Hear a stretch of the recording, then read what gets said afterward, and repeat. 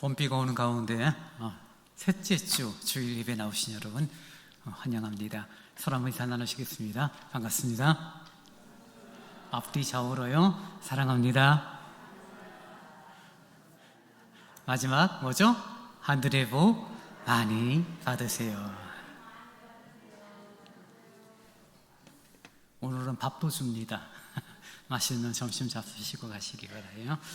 자, 이제 다 함께 일어나셔서 묵통하심으로 주일 예배를 하나님께 드리겠습니다.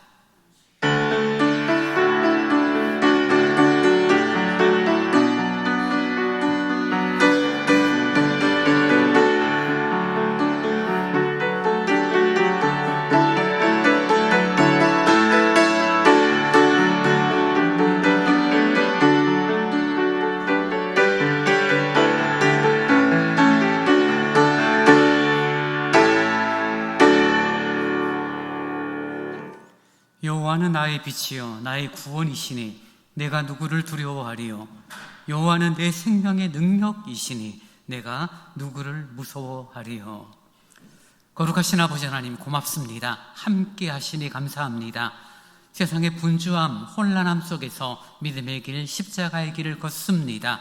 동행하시는 놀라운 은혜를 따라 저희들의 발걸음이 더욱 힘있는 발걸음이 되도록 인도하여 주옵소서. 주를 예배합니다. 성령님 감동하여 주옵소서. 예수님 이름으로 기원하옵나이다. 아멘. 다 함께 찬송 29장을 찬양하시겠습니다.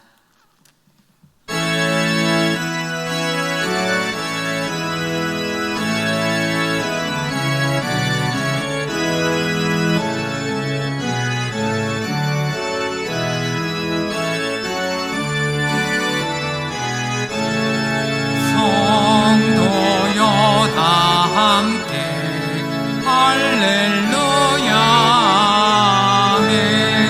주 찬양하여라 할렐루야 아멘.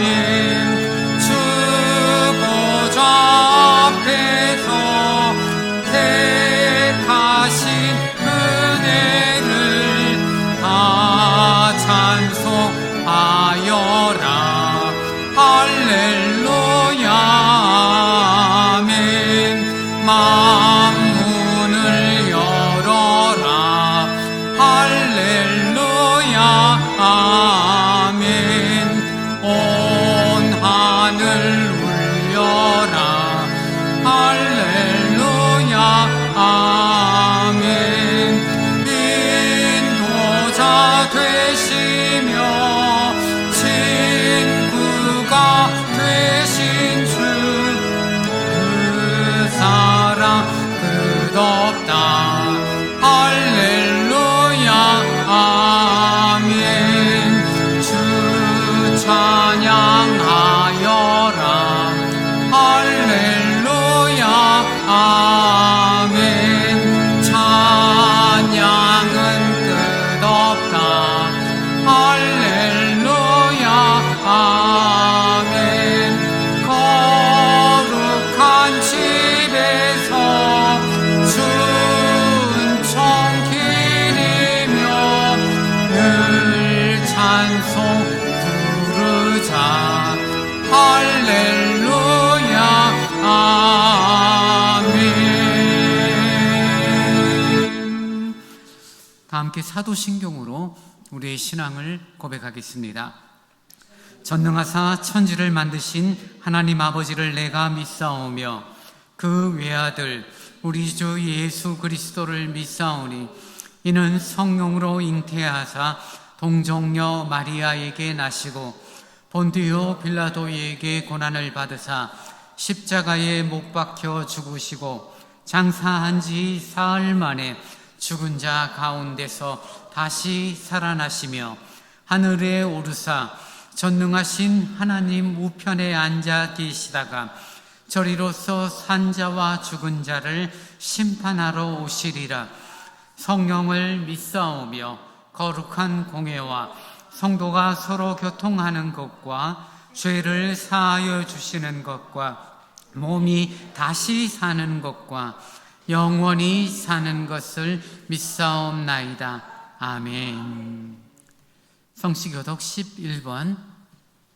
11번을 교독하시겠습니다. 여호와여, 의의 호소를 들으소서. 나의 울부짖음에 주의하소서.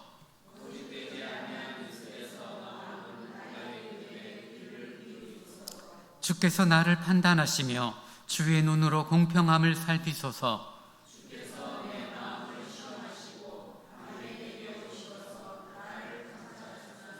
흠을 찾지 못하였사오니 내가 결심하고 입으로 범죄하지 아니하리이다.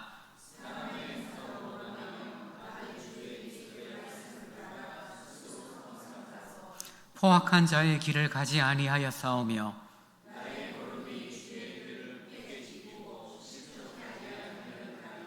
하나님이여, 내게 응답하시겠으므로 내가 불렀사오니 주께 피하는 자들을 그 일어나 치는 자들에게서 오른손으로 구원하시는 주여. 아멘. 찬송 294장을 찬양하시겠습니다.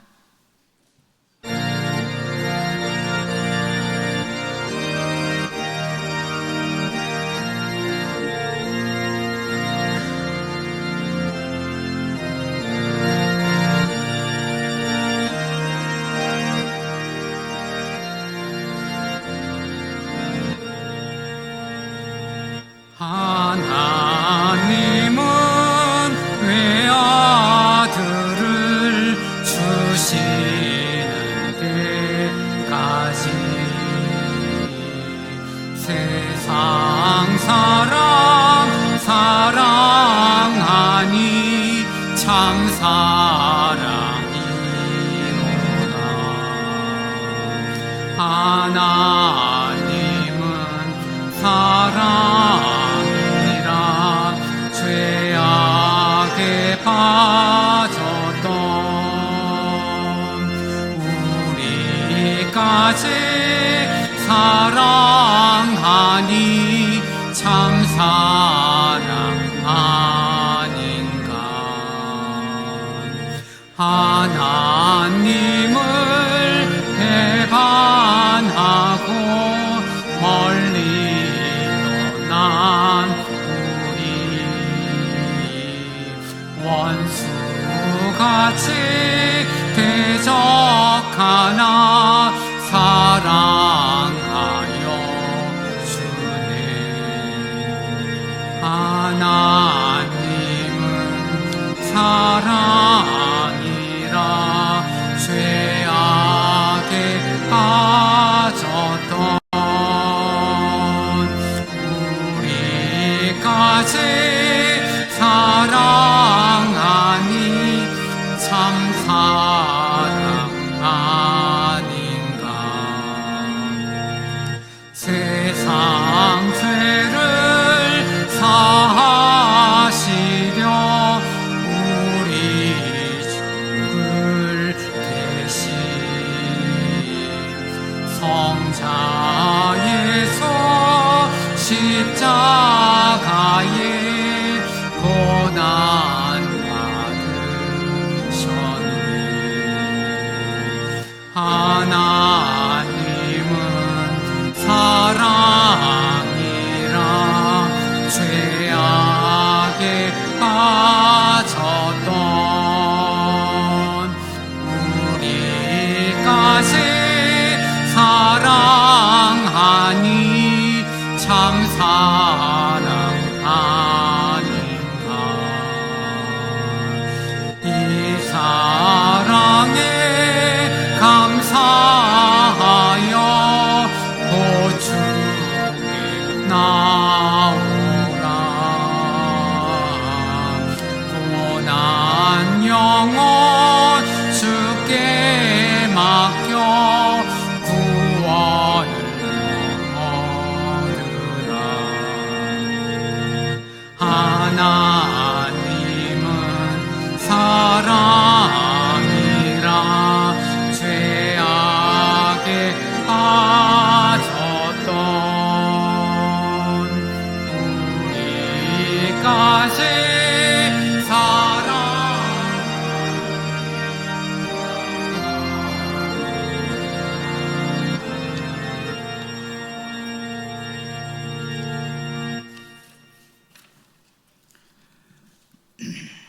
거룩하신 하나님 아버지, 언제나 영원한 소망과 사랑, 생명이 되시는 주님께 존귀와 찬양과 영광을 올려드립니다. 지난 한 주간도 주님의 변함없는 사랑과 은혜와 보호 속에 살게 하시고 인도해 주심을 감사를 드립니다. 사순전 기간 동안 육신의 정욕과 안목의 전욕으로 죄의 길에 빠지지 않게 하시고 나를 부인하고 십자가를 따라 살아갈 수 있는 인생이 될 수 있도록 우리 삶을 온전히 주장하여 주옵소서. 예배를 드리는 이 시간 세상의 걱정과 두려움에 벗어나 오직 주님만을 찬양하고 신뢰하는 믿음을 주옵소서. 예배를 통해 저희가 더욱 주님을 닮아가며 찬양하는 삶을 살아가는 참된 예배자로 인도해 주시옵소서. 사랑과 은혜가 풍성하신 하나님 아버지, 우리가 이 세상을 살 때에 말씀에 순종하지 못하고 세상의 달콤한 유혹에 빠져 살았는지 이 시간 되돌아보며 잘못된 부분을 회개해야 합니다. 주님의 십자가의 은혜로 용서하여 주옵소서. 이 전을 출입하는 주의 자녀들 항상 변함없이 지켜주시고 인도하신 은혜와 사랑을 감사를 드립니다. 시시때때로 도우시고 좋은 길로 인도하시며 하늘의 소망을 바라며 살아가기에 조금도 부족함이 없도록 인도하여 주옵소서. 특별히 하나님 아버지, 이 나라 이 민족을 긍휼히 여겨 주옵소서. 정치적, 경제적, 사회적으로 대혼란에 처해 있는 이 나라를 지켜 주시옵소서. 속히 대환란 속에서 벗어나 평화가 있게 하시고 안정을 되찾을 수 있도록 지켜주시길 간절히 기도합니다. 이 예배 중에, 찬송 중에, 기도 중에, 말씀을 듣는 중에 응답받는 축복으로 인도해 주시옵소서.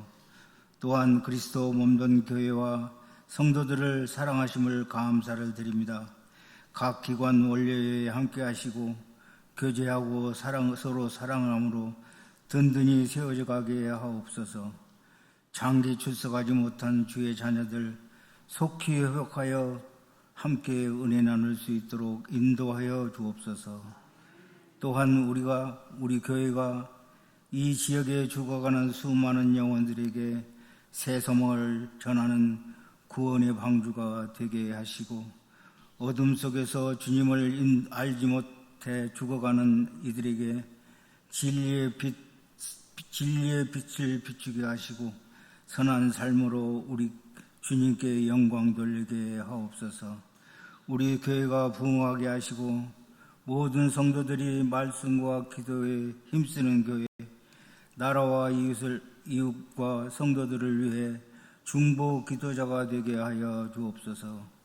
성도들을 선하고 복된 길로 인도하시는 담임 목사님 영육이 강건하게 하시고 복음의 사역을 잘 감당하기에 부족함이 없도록 지켜주시고 선포하는 말씀에 심령이 변화를 받아 그리스도 안에서 한마음 한뜻이 되어 주 하나님을 섬기는 데 부족함이 없도록 지켜주시옵소서. 감사합니다. 예수 그리스도 이름으로 기도드리옵나이다.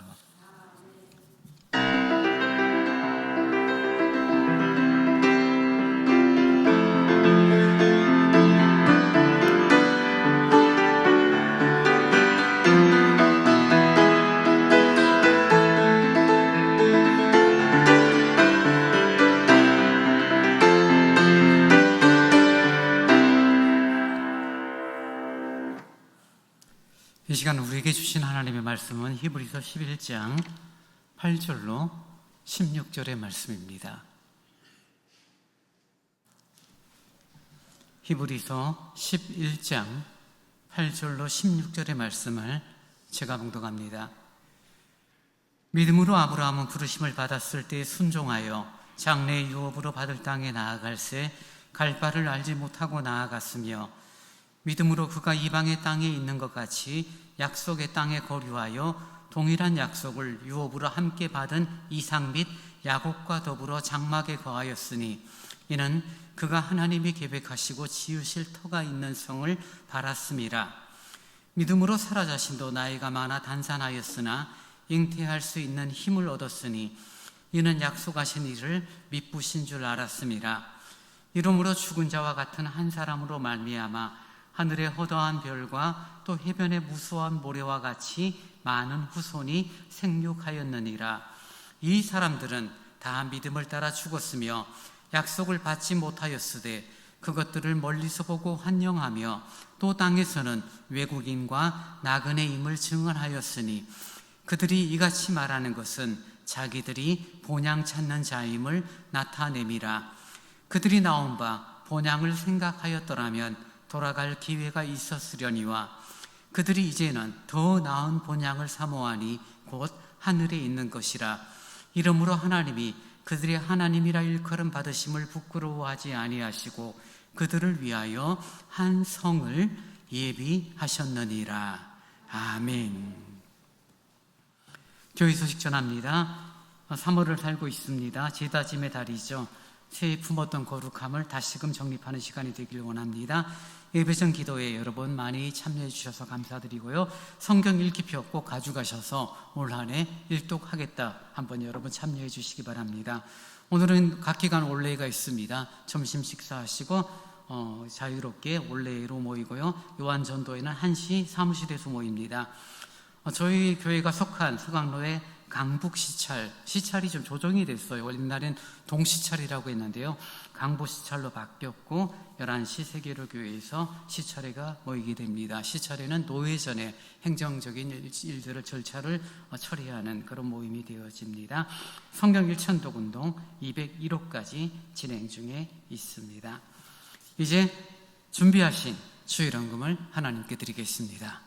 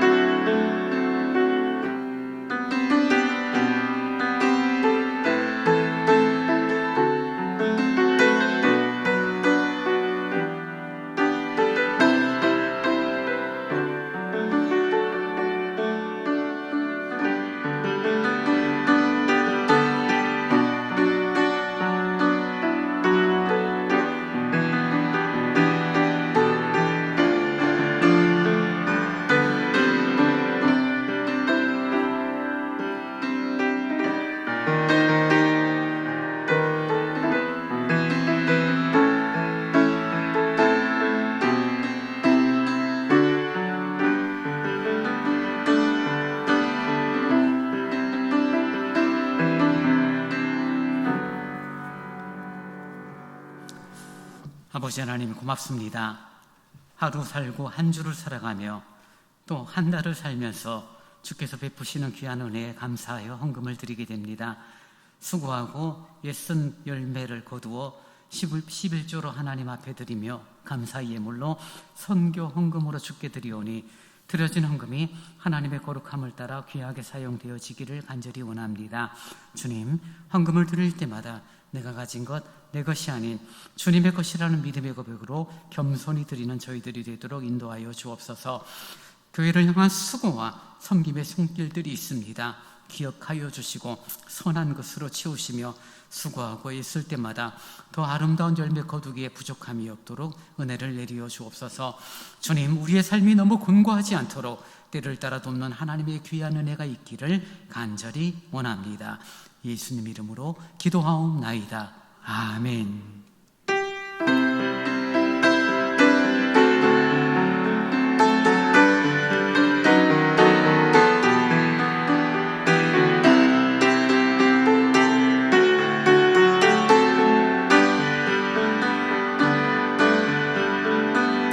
정결한 마음 주시옵소서. 오 주님,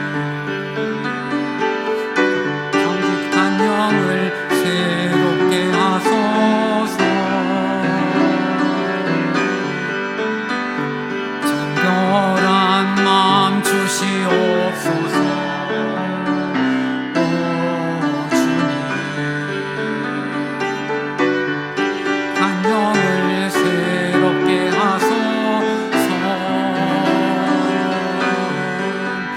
나를 주님 앞에서 멀리 하지 마시고 주의 성령을 거두지 마옵소서. 그 구원의 기쁨 다시 회복시키시고 변치 않는 마음 내 안에 주소서. 나를 주님 앞에서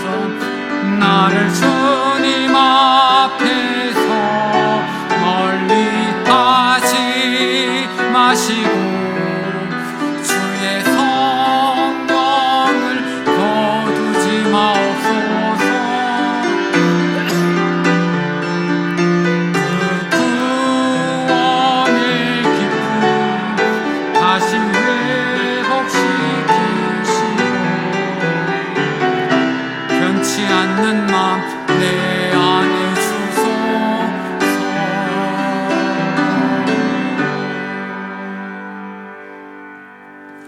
주님 고맙습니다. 오늘도 예배하며 주님께서 예비된 놀라운 은혜들을 저희들이 누리길 원합니다. 말씀의 은혜가 누려지길 원합니다. 부족한 종을 세우셨사니 진리의 도구, 말씀의 도구로만 사용하사 온전히 하나님 말씀이 선포되어지는 귀한 시간으로 인도하여 주옵소서. 예수님 이름으로 기도하옵나이다. 아멘. 3월 셋째 주죠. 오늘이 3월 셋째 주가 작년 3월 셋째 주일날 제가 예배도 못 드리고 병원에 입원을 했었습니다. 둘째 주까지 예배 인도했고요. 셋째 주에 아침에 병원에 일찍 7시에 가서 입원하고 항암을 치료하고 조혈모세포 이식이라는 그런 과정을 거쳤고요. 그때 1년 전 그때 솔직한 마음은 내년 이맘때가 있을까라는 질문 앞에 저는 자신이 없었어요. 하나님이 능력이 없다는 게 아니라 확률적으로 60에서 70% 정도의 성공률, 그럼 30에서 40% 정도는 죽게 되는 거죠. 내가 어디에 속할지 알 수 없고 하나님의 인도하심 가운데 어느 쪽이든 그게 중요한 건 아니니까.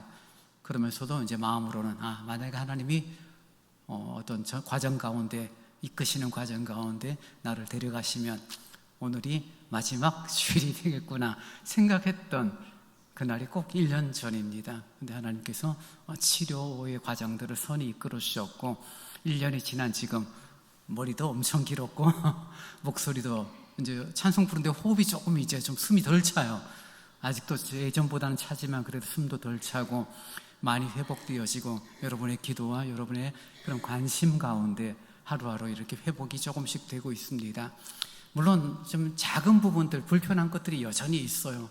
손톱 끝이 계속 갈라져서 불편하고 몸의 피부에 소양증이라고 그러죠. 가려움이 있어서 잘 때 벅벅 긁으면서 자야 되고 하여튼 이런저런 먹는 거 불편하고 눈 이렇게 안구 건조증 와서 힘들고 하여튼 어려운 건 있어요. 괴로운 건 있지만 이만큼 하나님이 인도하셨음에 대하여 정말 감사를 드리고 여러분 앞에 또 감사의 마음을 가지게 됩니다.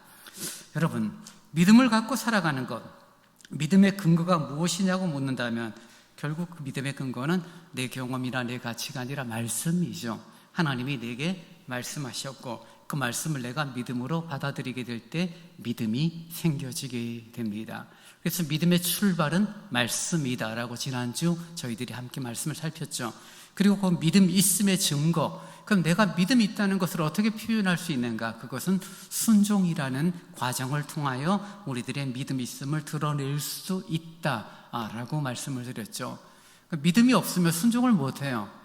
예, 제가 하겠습니다. 아멘 이라고 대답할 수 있는 것은 순종인데 그 순종은 믿음이 있기 때문에 순종이 되어지는 것입니다.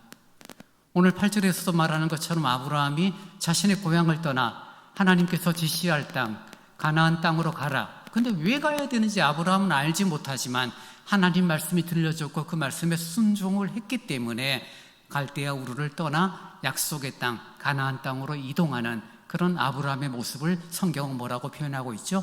믿음으로라고 말하고 있는 거죠. 그러니 믿음이 있다는 건 뭐예요? 내가 목사인데 내가 장로인데 그게 믿음이 있음을 드러내는 증거가 아니에요.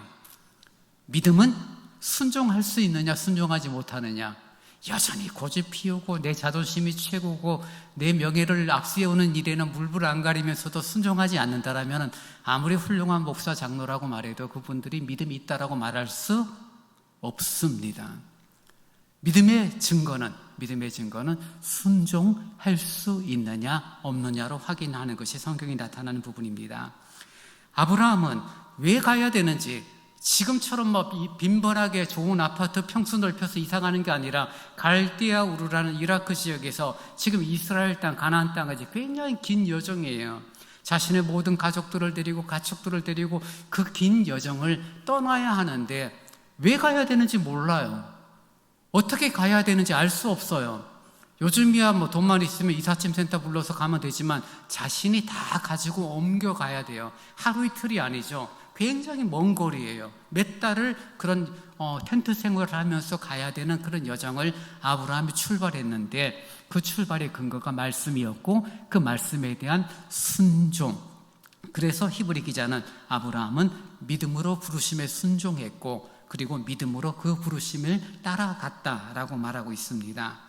물론 하나님께서 아브라함에게 일방적인 순종만을 요구하신 것은 아니에요. 왜냐하면요, 말씀을 들음으로 믿음을 갖고 믿음을 가진 우리들이 순종을 하게 될 때 하나님이 허락하시는 복이 있기 때문입니다. 하나님이 허락하시는 복은 귀하죠. 물론 성경에서 특별히 구약에서는 하나님이 허락하시는 복의 개념이 조금 현세적인 게 많았어요. 그래서 믿음으로 순종하고 믿음으로 나아갔던 사람들에게 주신 하나님의 복, 그래서 누가 봐도 객관적으로 사람들이 볼 때 저 사람은 하나님이 함께 하시고 하나님의 은혜와 복을 받은 사람이야라고 평가했던 기준이 세 가지가 있었습니다. 첫 번째는요, 건강이고, 두 번째는 다자녀, 많은 자녀들을 낳는 것, 셋째는 뭐예요? 부를 이루는 것입니다. 그러니 저 사람이 나이가 90이 넘었는데 끄떡없어. 저 사람 자손만 30명이 넘어. 저 사람 정말 가진 것 하나 없이 시작했는데 말씀으로 믿음으로 살았더니 하나님께서 큰 부를 허락하셨어 라는 부분들이 드러내는 거죠. 그래서 이스라엘 사람들은 지금도 마찬가지지만 부자들에 대한 경외함, 부자들에 대한 존중이 있습니다. 존경함이 있습니다. 왜요? 그 부자들은 어떤 사람이에요? 수완이 좋은 사람, 능력이 좋은 사람이 아니라 하나님이 복을 주신, 하나님이 함께 하시는 사람이다라는 그런 가치가 있기 때문입니다. 근데 신학이 와서 달라지고 왜곡되면서 유대인들의 부자들은 정말 지독한 구두쇠들, 나쁜 악덕 그런 사채업자들, 그런 정서가 많이 이렇게 달라졌지만 구약의 관점은 그런 관점이에요. 우리가 아는 아브라함이 그러한 삶을 살았고 그의 아들 이삭 때에 더 부가 늘었고 야곱 시대에 더 부가 늘었고 더 많은 자손들을 가지는 그런 모습들을 통하여 사람들이 하나님 말씀을 듣더니 믿음으로 순종하더니 저런 부를 누렸구나 라는 부분으로 사람들이 평가를 하게 된 것입니다. 그래서 하나님이 허락하시는 그런 믿음으로 순종하는 자에게 주시는 부가, 그런 은혜가, 복이 그런 의미로 있어요. 근데 오늘 히브리서에서 하나님께서 허락하시는 그런 은혜를 따라 믿음으로 순종한 자에게 주어지는 복을 말하고 있는데요, 오늘 두 가지를 말하고 있습니다. 먼저 하나는 11절에 나오는 것처럼 후손에 대한 부분입니다. 75세 때 부르심을 받은 아브라함에게 너의 후손들이 하늘의 별처럼 바다의 모래처럼 많아질 것이다 라는 약속이 이루어진 것은 25년이 지난 다음이에요. 그런 약속을 25년 동안 아브라함과 사라가 기다리고 지키고 있는 거죠. 근데 인간적으로는 끝났어요. 더 이상 아이를 낳을 수 있는 나이가 지나버렸죠. 포기가 되어졌기 때문에 사라는 자신의 여종을 아브라함에게 첩으로 줘서 아브라함을 통하여 후손을 이루어 가자라는 인간적인 방법을 쓰기도 하는 모습을 통하여 볼 때 사라 스스로 더 이상 아기를 낳을 수 있는 조건이 아니라고 생각했죠. 근데 믿음으로 순종하고 믿음으로 나아갔더니 성경은 뭐라고 말합니까? 단산하였으나 잉태할 수 있는 힘을 얻었다라고 11절에 말하고 있는 것을 보게 됩니다. 하나님이 허락하시는 복을 누렸는데 어떤 복을 받았어요? 아이를 낳을 수 있는 나이가 아니었음에도 불구하고 하나님께서 사라에게 아이를 가질 수 있는 힘을 허락하셨다라고 말하고 있는 것입니다. 그리고 그 후손들을 통하여서 하늘의 허다한 별처럼 해변의 무수한 모래처럼 그의 후손이 약속대로 이루어지는 은혜와 복을 누리게 됩니다. 그것이 1차적으로 드러났던 복이었고요. 두 번째 복을 13절 이후로 설명을 하고 있는데요. 여러분 13절 이후에 이렇게 표현되고 있죠. 이 사람들은 다 믿음을 따라 죽었으며 약속을 받지 못하였으되 그것들을 멀리서 보고 환영하며 또 땅에서는 외국인과 나그네임을 증언하였으니. 그리고 14, 15, 16절에서 반복적으로 나오는 단어가 있는데요. 바로 본향이라는 단어가 나오는 것을 보게 됩니다.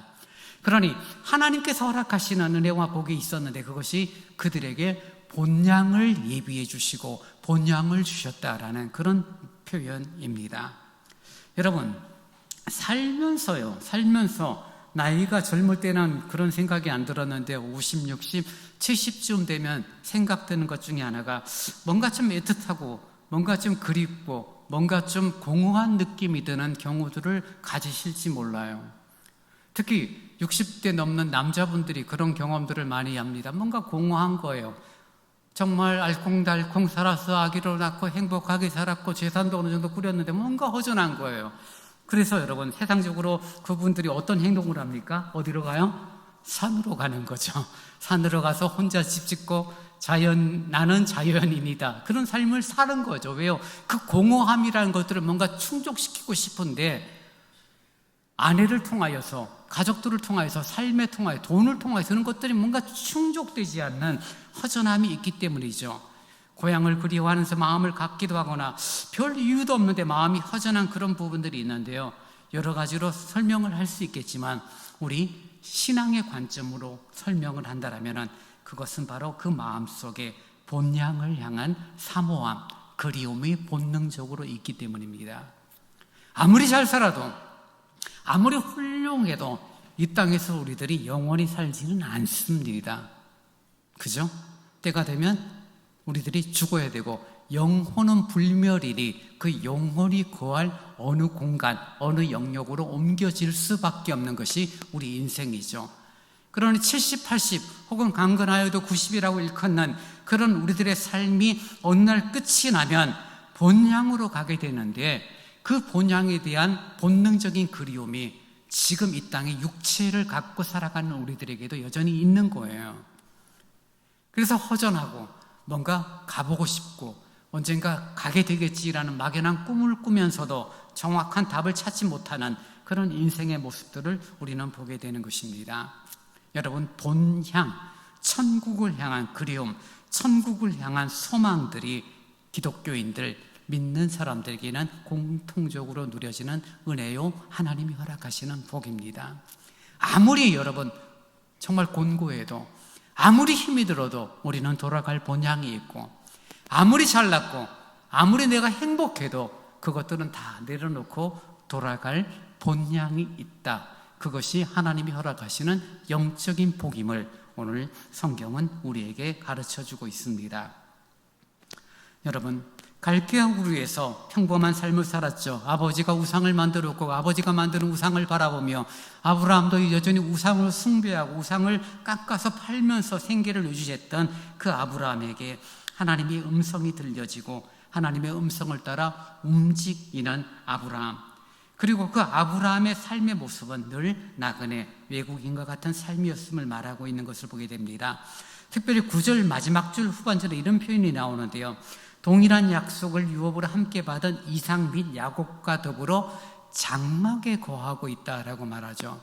아브라함이 갈대아 우르를 떠났습니다. 하란을 거쳐 가나안 땅에 들어갔죠. 가나안 땅에 정착을 합니다. 정착을 함에도 불구하고 그 이삭, 야곱의 때에 그들이 살았던 삶의 터전은 뭐라고요? 장막이라고 이야기하고 있어요. 장막은 무엇입니까? 요즘 말로 하면 텐트잖아요.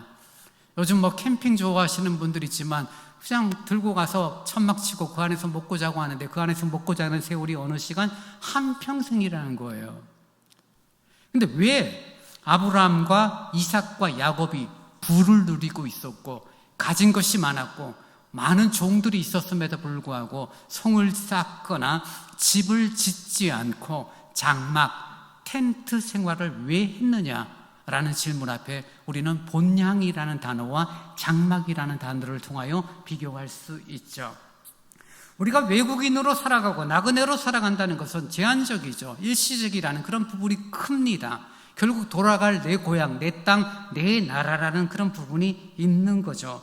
우리가 이 땅을 살면서 외국인과 나그네 같은 삶이라고 성경이 말하는 것은 무엇이냐면요, 유한한 이 땅에서의 삶이라는 거예요. 우리들이 건강이 회복되면, 건강이 유지되면 80, 90은 거뜬히 살잖아요, 요새. 그 80, 90은 나그네처럼 사는 거예요, 이 땅을. 그리고 때가 되면 뭐예요? 본향으로 돌아가는 과정이 있게 되고, 그런 모습들을 아브라함, 이삭, 야곱이 텐트 생활했던 이유로 성경은 우리에게 설명을 해주는 겁니다. 여러분, 요즘 뭐 홈쇼핑 같은데 TV 보면은 저녁 때 저녁 먹고 나서 보면요, 거의 다 광고 때리는 게 뭐냐면 여행이에요. 여행. 한때는 유럽적 여행을 엄청 때리더니 요새는 베트남, 푸꾸옥, 뭐 다낭 광고 때리고, 어제 보니까 백두산도 광고를 하더라고요. 뭐 비용도 뭐 40만 원, 50만 원, 80만 원. 여행 참 좋죠. 지지난주 우리 예수도 전도회가 베트남을 다녀오셨는데 갔다 오신 그 다음 주일날 얼굴 표정들이 다 달라졌어요. 활기차요, 얼굴이. 다 웃음이 있고 만나서 막 할 이야기가 있는 거예요. 그리고 우리 한나 전도회는 우리도 가고 싶은데, 바울 전도회도 우리도 가고 싶은데 누가 이렇게 주선을 잘 안 되니까 아쉬운 마음을 갖죠. 여행은 즐거움이 있습니다. 일상에서 벗어났다는 변화가 있고 다양한 경치들, 그리고 평소 먹지 못했던 좋은 그런 맛있는 음식들을 먹을 수 있어서 좋아요. 비행기를 타는 게 얼마나 힘든지 몰라요. 베트남 정도야 4시간이지만 유럽을 가나 미국을 가면 13시간, 14시간 비행기 타면 정말 죽을 것 같아요. 그런데도 사람들이 열심히 가죠. 왜요? 그래서 재미가 있으니까요. 먹을 것도 나오고 별거 아닌 기내식을 먹어보면 그래도 맛이 괜찮은 것 같아요. 근데 제가 갑자기 왜 여행 이야기를 하냐면은, 왜 여행이 즐겁고 왜 여행이 좋은가라는 부분에 대해서 저 나름대로의 가진 결론이 있기 때문입니다. 저도 가끔 뭐 노회에서 교육자 수련회를 하면은 2년에 한 번 정도 해외를 가기도 해요. 근데 해외를 가게 되면 이제 은퇴 목사님들, 원로 목사님들도 모시고 가니까 어쨌든 간에 3, 40명이 움직이죠, 목사님들이. 근데 제일 활기찬 날이 언제인 줄 아세요? 3박 4일을 여행을 가게 되면 제일 활기차고, 아침에 식사로 조식 뷔페를 내려가게 되면 제일 활기차게 움직이는 분들이 있고, 제일 활기찬 시간이 바로 마지막 날이에요. 왜 마지막 날이 제일 활기찬 줄 아세요? 여행을 3박 4일 했으니까 얼마나 피곤해요. 잠도 잘 못 자고 뭐 계속 차 타고 이동해야 되고 계속 걸어야 되고. 근데 마지막 날이 활기찬 거예요. 왜 활기찬지 아세요? 다른 분들은 모르겠지만 저는 그랬어요. 야, 이제 집에 가는구나. 오늘 비행기 타고 집에 가는구나. 여행이라는 게 얼마나 즐거운지 몰라요. 얼마나 신나는지 몰라요. 다양한 사람들을 만나고 다양한 경치들을 누리고 평소 먹지 못한 음식들을 먹으면서 기쁨이 있어요. 근데 언제가 좋아요? 집에 가는 날이 가장 좋은 거예요. 특히 우리 은퇴 원로 목사님들은 뭐 얼굴빛이 달라요. 면도도 안 하시는 분들이 깨끗하게 면도하고 깔끔하게 옷을 딱 입고 아침 식사로 나오시는 모습을 보게 됩니다. 집에 가니까 너무 좋은 거예요. 여행 가는 것은 여행 가서 여행 간 나라에서 재밌는 거 보고 재밌는 거 먹고 그러려고 갔는데, 언제 제일 신나느냐? 집에 오는 날이 제일 신나는 모습을 보게 됩니다. 여러분, 우리들이 외국인과 나그네 같은 삶이라는 관점이 어떤 관점일까요? 좋은 호텔에서 자고 맛있는 음식을 먹는 것도 좋지만 결국 우리가 제일 신날 때가 언제예요? 집에 갈 때죠. 집으로 돌아갈 때. 그것은 우리가 이 땅에서 외국인과 나그네 같은 삶이고, 나그네 같은 삶이었기 때문에 정처 없이 걸어가진 것처럼 보이지만, 정처 없이 다니는 나그네가 아니라 분명히 돌아가야 할 본향을 소유한 그런 사람이라는 것을 우리에게 말해주고 있기 때문에 우리는 목적 없이 사는 삶이 아니라 이 땅을 나그네처럼 외국인처럼 살아가지만 하나님이 이 땅을 살게 하신 분명한 목적을 이루어 가고, 그리고 때가 되면 돌아갈 본향이 있다는 사실을 기억하는 삶입니다. 여러분, 서울에 한강이 있고요. 해외를 나가봐도 그렇지만 한강만큼 아름다운 강이 없어요. 한강이 아름다운 여러 이유 중에 하나가 뭐냐, 물도 깨끗하지만 한강 다리가 이뻐요. 여러분, 한강에 다리가 몇 개 있는 줄 아세요? 한강 다리. 옛날엔 1한강교, 2한강교, 3한강교 이렇게 불렀지만 지금은 이제 각 지역의 동네 이름을 따서 다리 이름을 다 바꿨죠. 적어도 제가 확인을 해보니까요, 한강에 있는 다리가 현재 서울시 홈페이지 기준으로 32개예요. 참 많죠, 그죠? 한강에 있는 다리가 32개나 되는 거예요. 근데 한강 다리가 언제 제일 이쁘냐면요, 밤에 가서 야경을 보셔야 이뻐요. 그리고 외국인들하고 한국 사람들한테 물어서 제일 이쁜 다리를 1번으로 반포대교를 꼽습니다. 반포대교를 꼽는 이유가 뭐예요? 반포대교에는 분수가 다리를 따라 쭉 있어요. 그리고 그 분수가 조명에 따라서 색깔이 다르게 보이면서 밤에 가서 야경을 보면 진짜 이쁜 거예요. 저는 개인적으로 올림픽대교가 이뻐요. 왜냐하면 그 위에 성화가 있고 성화 모양의 철제 구조물이 있고요. 제가 안타깝지만 그 구조물 세울 때 공군 치누크 헬기가 얹어놓고 내리다가 날개가 걸려서 헬기가 떨어진 그때 제가 봤거든요. 그래서 올림픽대교가 저는 멋있어 보였어요. 어쨌든. 근데 여러분, 광진교 같은 다리는 안에다 정원을 꾸며놨어요. 다리를. 그래서 걸어가면서 나무가 있고 풀이 있어요. 다리에. 동작대교 같은 데 가면 양쪽에 카페가 있어요. 커피도 마실 수 있고 책도 볼 수 있고, 그리고 석양, 선셋을 볼 수 있는 가장 아름다운 다리라고 일컬어요. 근데 재밌는 건 하나가 있는데요, 아무리 화려하고 아무리 좋은 다리, 아무리 멋진 다리라도 다리에서 사는 사람은 있다 없다? 없어요. 왜요? 다리는 지나가는 곳이지 머물고 사는 곳은 아니기 때문입니다. 아무리 화려하고 멋있어 보이다 다리는 그저 지나갈 뿐입니다. 아무리 이쁘게 꾸며놓아도 다리 위에 사는 사람은 없어요. 왜요? 그냥 통로니까요. 지나가는 과정에 불과하는 거니까요.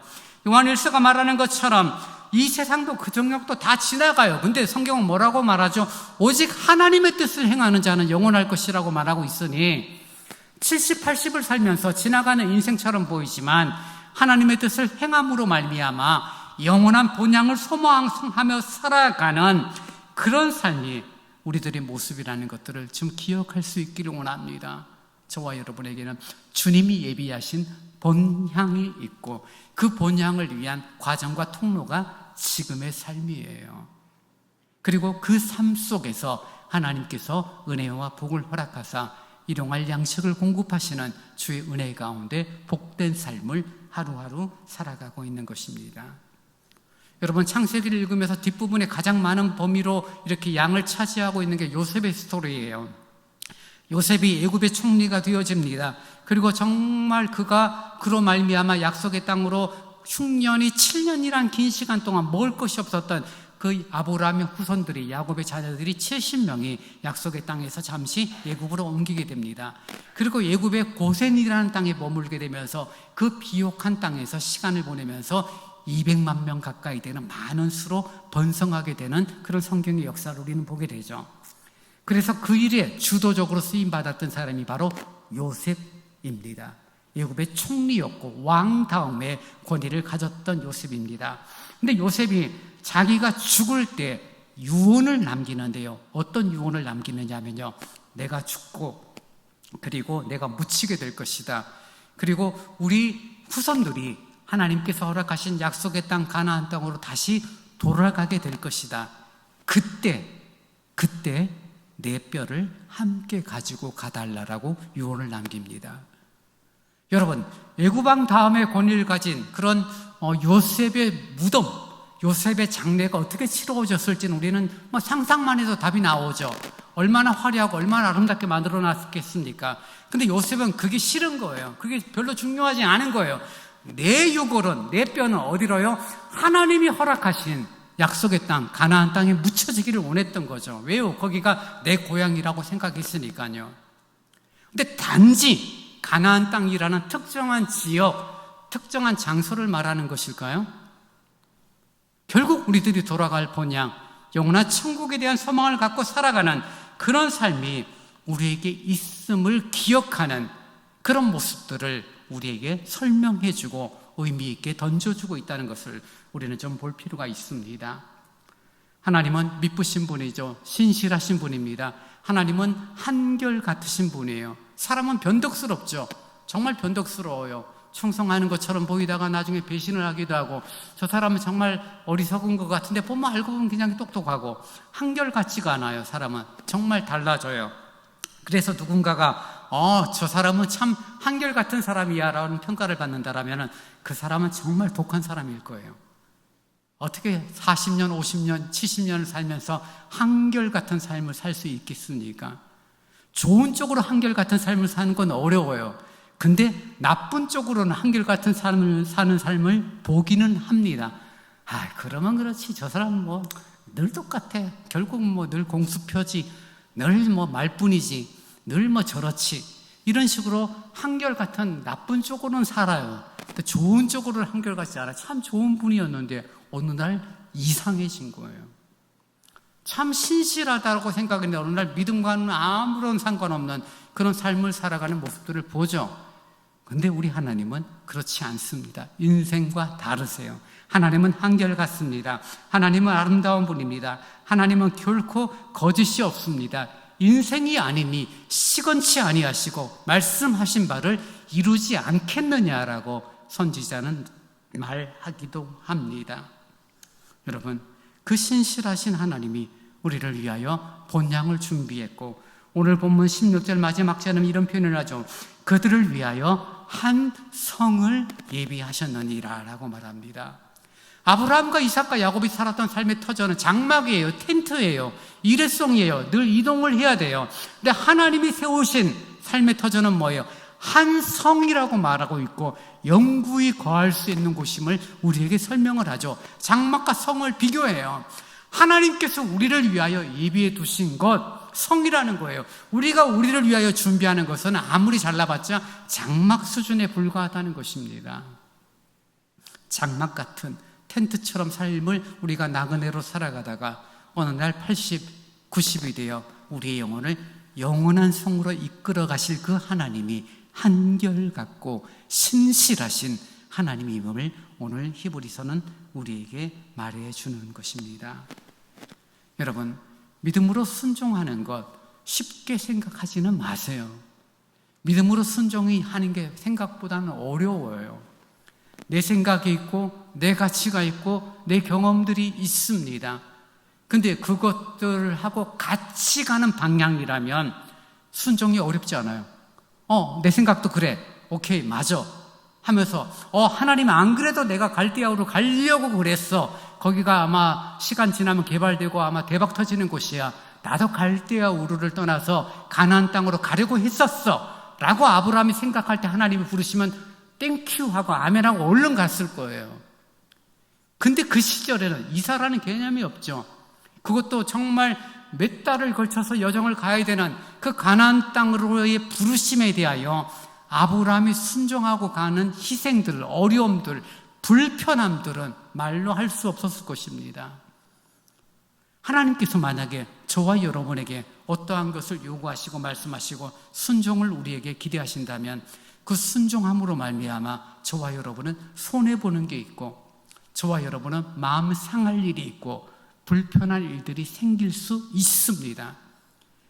하나님 말씀 따랐더니 모든 일이 잘 됐어. 만사형통이야. 하나님 말씀 따르니 정말 30배, 60배, 100배 열매를 맺었어. 모든 일들이 그 방향으로 가는 게 아니에요.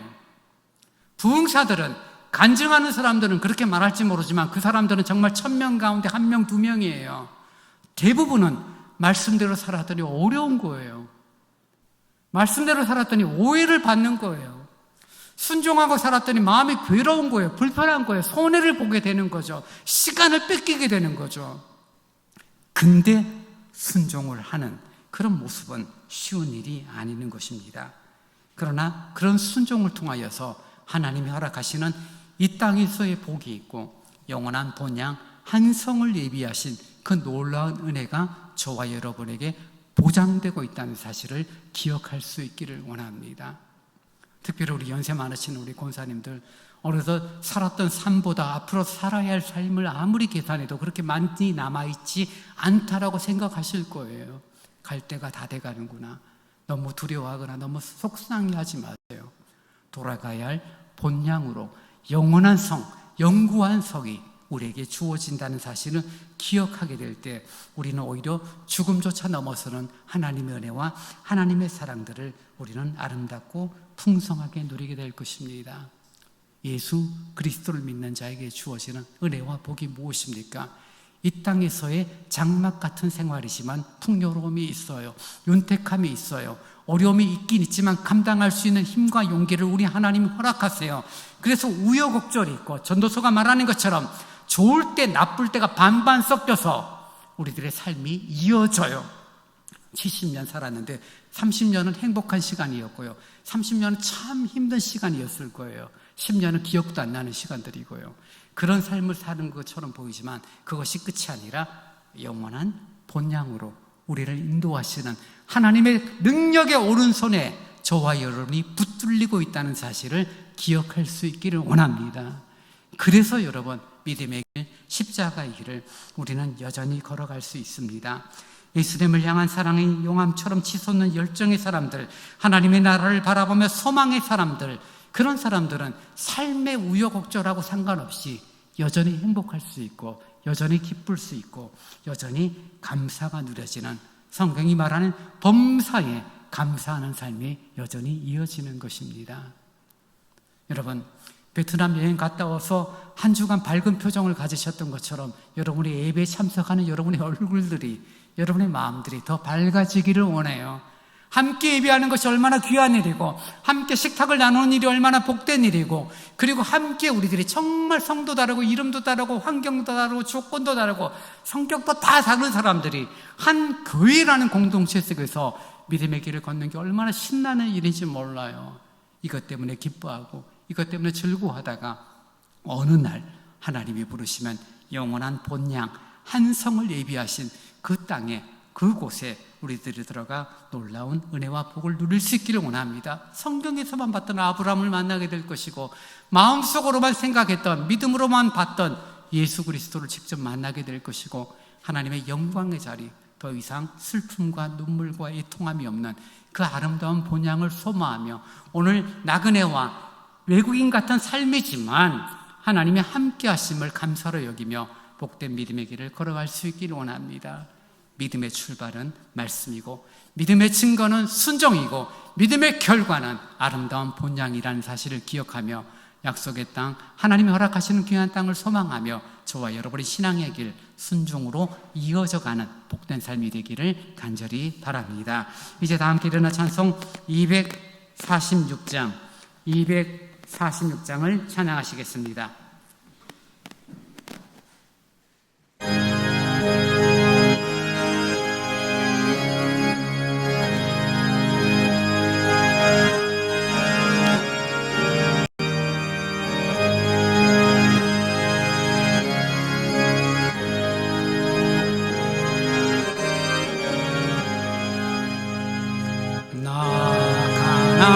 땅 귀한 성에 들어가려고 내 무거운 짐 벗어버렸네. 죄중에 다시 방황할 일 전혀 없으니 저 생명 시냇가에 살겠네. 길이 살겠네. 나 길이 살겠네. 생명 시냇가에 살겠네. 길이 살겠네. 나 길이 살겠네. 저 생명 시냇가에 살겠네. 그 불과 구름 기둥으로 인도하시니 나 길이 형통하겠네. 그 요단강을 내가 지금 건넌 후에는 저 생명시내가에 살겠네. 길이 살겠네. 나 길이 살겠네. 저 생명시내가에 살겠네. 길이 살겠네. 나 길이 살겠네. 저 생명시내가에 살겠네. 내 주린 영혼 만나로서 먹여주시니 그 양식 내게 생명 되겠네. 이후로 생명 양식 주와 함께 먹으며 저 생명시내가에 살겠네. 길이 살겠네. 나 길이 살겠네. 저 생명시내가에 살겠네. 길이 살겠네. 나 길이 생명시내가에 살겠네.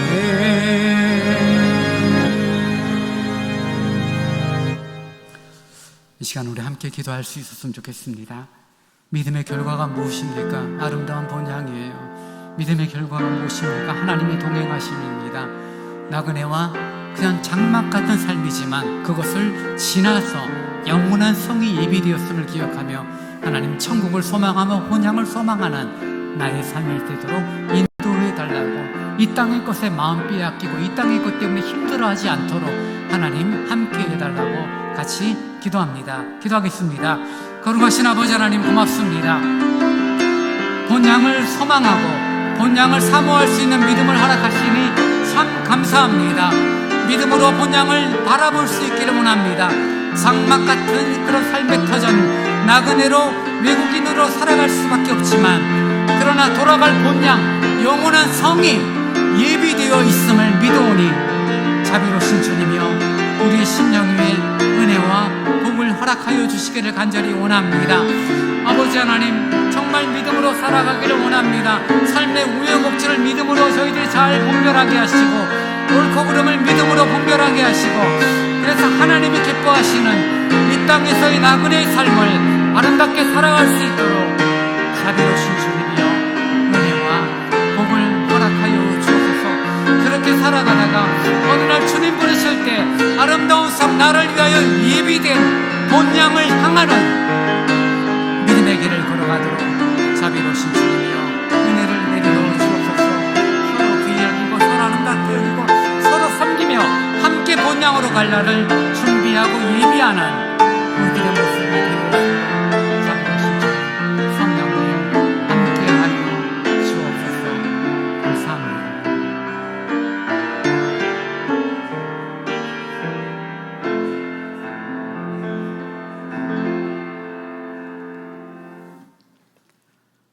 지금은 우리 주 예수 그리스도의 은혜와 우리 아버지 하나님의 무한하신 사랑하심과 성령님이 함께 하시고 위로하시며 서로 교제케 하심이 나그네와 같은 삶이지만 본향, 우리를 위하여 예비된 성을 바라보며 믿음의 여정, 말씀 따라 순종하며 나아가기를 원하는 오늘 예배에 참여한 모든 성도들 위해, 또 가정에서 온라인 예배로 참여하는 성도들 위해 이제로부터 영원토록 함께 있을지어다. 아멘.